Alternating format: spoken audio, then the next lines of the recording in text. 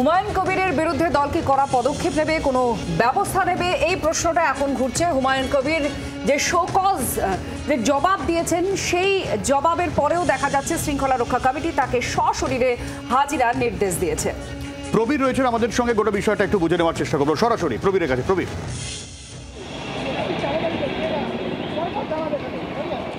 দেখো সব্যসাচী, হুমায়ুন কবির যে উত্তর দিয়েছেন শৃঙ্খলা রক্ষা কমিটির কাছে, সেই উত্তরে সন্তুষ্ট নয় শৃঙ্খলা রক্ষা কমিটি।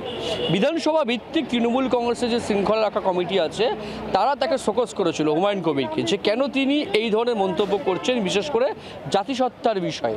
সেক্ষেত্রে হুমায়ুন কবির নিজের অবস্থানে অনড় থেকে তিনি জানিয়েছেন যে এটা দলের বিষয় নয়, এটা তার ব্যক্তি বিষয়।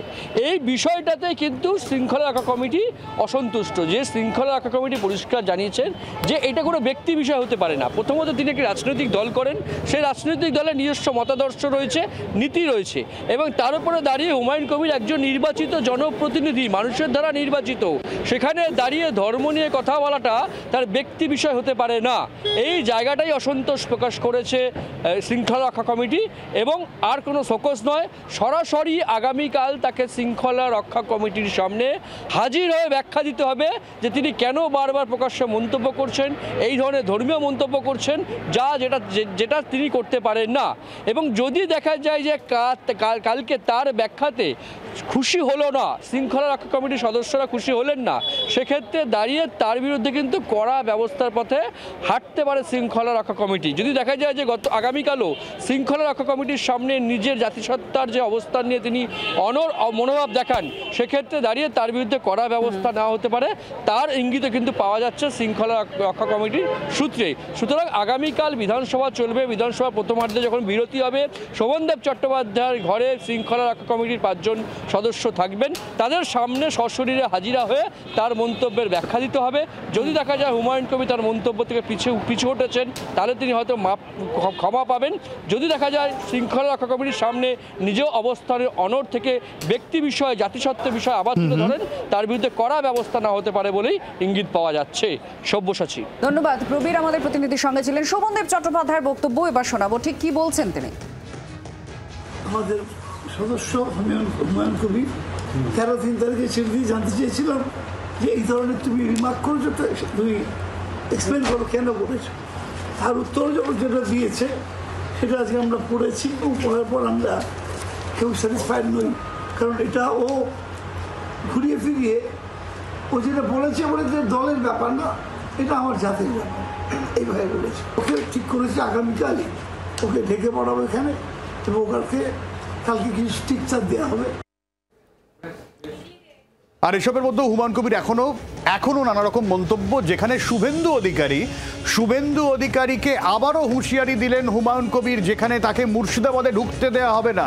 ফের এই হুঁশিয়ারি দিয়েছেন হুমায়ুন কবির। একই সঙ্গে তিনি বিস্ফোরক দাবি করেছেন কয়েকজন তৃণমূল বিধায়ক শুভেন্দু অধিকারীর সঙ্গে যোগাযোগ রাখছেন বলে দাবি তাঁর।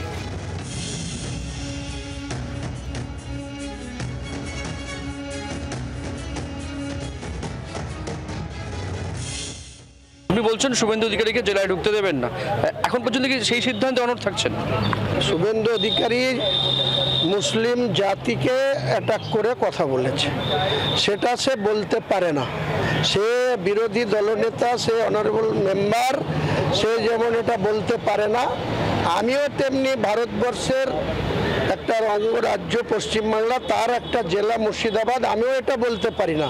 সে যেমন গায়ের জোর খাটাচ্ছে এবং মুসলিম কমিউনিটিকে গায়ের জোর দেখাচ্ছে, তাহলে আমার যেখানে জোর আছে আমি তাকে দেখাবো।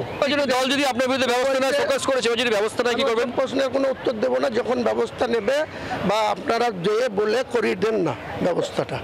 আপনার এত লাগছে তো যে আমাকে সাসপেন্ড করলে যদি আপনারা খুশি হন, শুভনদেব বাবুর কাছে যান, গিয়ে করিয়ে দেন, তারপরে উত্তর পাবেন।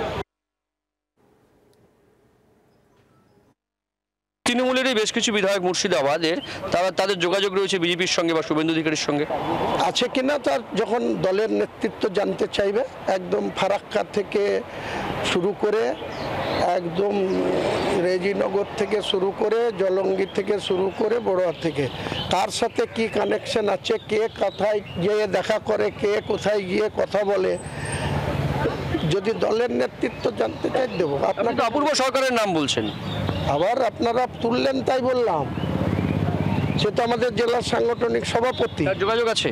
কোথায় আছে, কিসের জন্য আছে সেটা তো আমি জানি না, কিন্তু তারা কথা বলে। বাংলার আওয়াজ, বাঙালির আবেগ, জি 24 ঘন্টা।